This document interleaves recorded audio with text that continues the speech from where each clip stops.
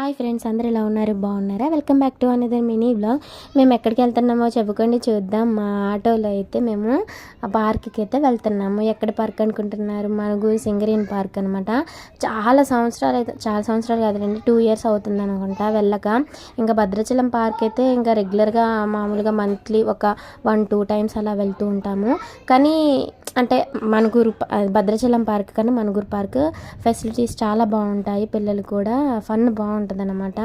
మీకు దగ్గరలో ఎవరైనా ఉంటే కామెంట్ చేయండి. పార్క్ అయితే చాలా బాగుంది.